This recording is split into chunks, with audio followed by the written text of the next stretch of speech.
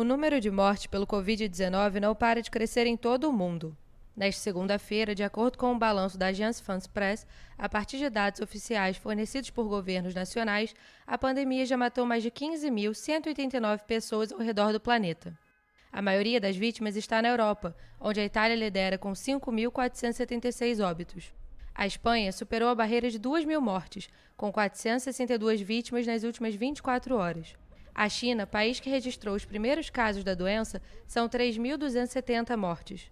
Outra nação onde a doença tem sido muito letal é o Irã. Teherã anunciou nesta segunda-feira mais 127 mortes pelo Covid-19, o que eleva a 1.812 o balanço oficial de mortes pelo novo coronavírus no país.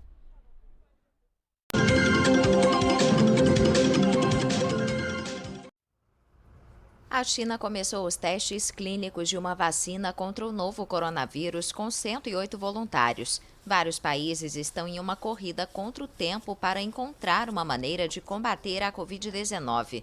O jornal Global Times indicou que os voluntários, divididos em 3 grupos, receberam as primeiras injeções na sexta-feira.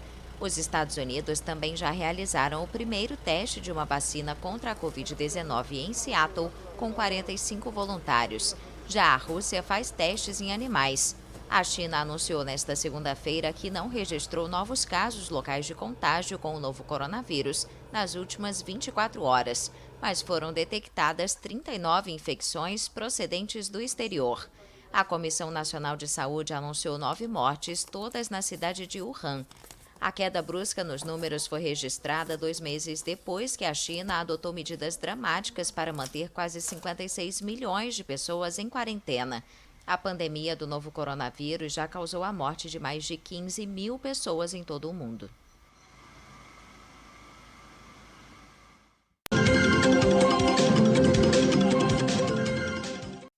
O Banco Central americano anunciou nesta segunda-feira 300 bilhões de dólares para apoiar o fluxo de crédito para empregadores, consumidores e empresas. O Fed acrescentou que em breve vai divulgar um programa de créditos diretos a pequenas e médias empresas para minimizar os efeitos da pandemia de Covid-19. A entidade monetária regou os mercados com liquidez e aumentou seu apoio desde que o coronavírus se espalhou pelos Estados Unidos. O governo da Alemanha também se movimenta e aposta em um conjunto de medidas de bilhões de euros para atenuar os efeitos do novo coronavírus em sua economia. A medida é inédita desde a Segunda Guerra Mundial. O pacote prevê ajudas às empresas e trabalhadores na ordem de 156 bilhões de euros. Berlim prevê uma recessão de 5% da economia por causa da doença.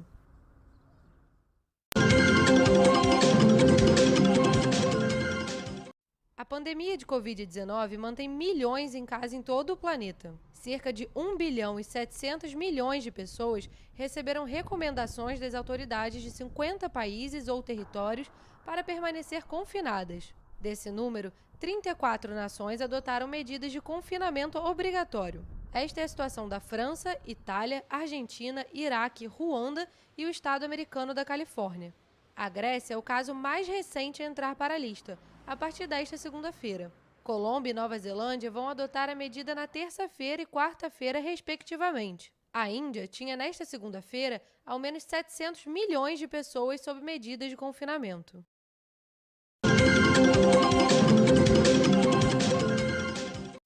O governo federal determinou o fechamento temporário da fronteira terrestre do Brasil com o Uruguai por causa da pandemia de Covid-19.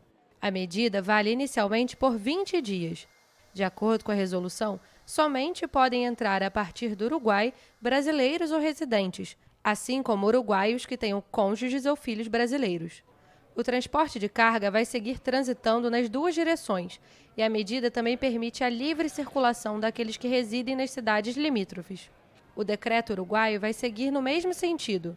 Segundo dados oficiais de Montevidéu, o país vizinho tem 158 casos confirmados.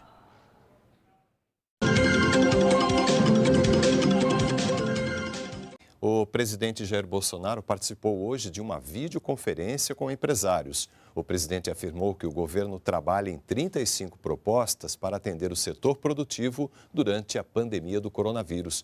Desse total, 22 já foram implementadas e 7 estão em análise. Dentre as medidas já anunciadas pelo governo federal nos últimos dias estão a redução de impostos compulsórios de bancos e a ampliação de crédito do BNDES.